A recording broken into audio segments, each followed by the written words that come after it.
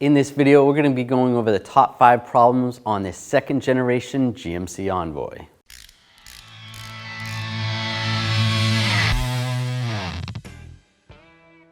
Now, there's nothing wrong with owning this vehicle or buying one. These are just the top 5 problems that we have found. Every vehicle has their problems. Number 1, the thermostat. Now, the thermostat's located down here. It's actually extremely hard to get to on this vehicle, underneath the alternator. Now, this hose right here, that's connected to the thermostat. It's actually a thermostat housing. You replace it all together. You don't replace just the thermostat. The first thing you'll probably notice when your thermostat's bad is your check engine light comes on. Now, the computer monitors the engine temperature, and if the engine temperature isn't getting up to where it needs to be, then it's gonna set that check engine light with a P0128. So you may notice also your heat's not as hot as usual. What's going on is the thermostat's stuck open a little bit and causing all the warm coolant to go right back into the radiator, not letting the engine get up to temperature. Normally they get stuck open, not stuck closed. If it was stuck closed, then your engine's gonna overheat, and that's not good at all.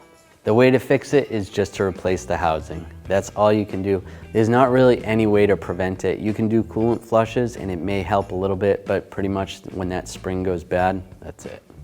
Number 2, camshaft actuator solenoid valve. Now, this valve is located right here. Now, when this goes bad, you're gonna get a check engine light with a P0014 and also a P1345. And you may also notice the engine is running rough. Now, before you order one of these valves and go to replace it, you want to pull it out, just take a look at it and see if there's any metal debris on it. If there's excessive metal on it, you have other internal engine damage that needs to be addressed. If it looks pretty clean, maybe there's a little bit of gunk on it, then you can probably get away with just replacing the valve. Now, whenever you replace these valves, it's always a good idea to change your oil, and if you change your oil regularly, that will help prevent those valves going bad. Number 3, steering wheel position sensor. So you may end up with a code C0455, which has to do with the angle of the steering wheel position. There's going to be an open in the circuit or something wrong with it. Most of the time, it's just the sensor. Now, the sensor is located at the base of the steering column. You have to take one of the panels off underneath. Sometimes you have to take the steering column out depending on if the brackets are different. So you should find this code in the brake control module, the EBCM, when you're looking for it. You may get different warning lights on. It may even set a check engine light from the EBCM telling the main computer what's going on, or even a traction control light. Number 4, the ignition switch. So some of the symptoms you may find with the ignition switch going bad is you're driving down the road and the vehicle will just stall randomly, or you go to start the vehicle and it won't start. You could also have some strange electrical issues with strange lights coming on or things not working properly. Obviously, the ignition switch is located in the steering column itself. You take this lower panel down and you can gain access to the connector and pop it out, pop a new one in, should be good to go.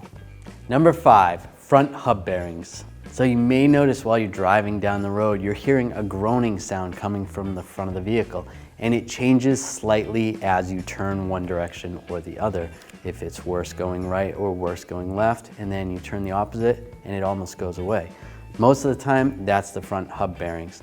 And you may notice the noise, and sometimes the hub bearings could even go bad and they don't make any noise. What you need to do is lift up the front of the vehicle, grab the tire on the top and on the bottom, and just shake it back and forth. So when you're shaking the tire back and forth, if you see significant play there, you probably need a hub bearing. So if you need any of these parts for a GMC Envoy, we sell most of them at 1A Auto and also have videos on how to replace them. So if you enjoyed this video, please subscribe to our channel. Make sure you ring that bell, turn on all notifications so you don't miss any of our videos. Thanks for watching. Visit 1AAuto.com for quality auto parts shipped to your door, the place for DIY auto repair. And if you enjoyed this video, please click the subscribe button.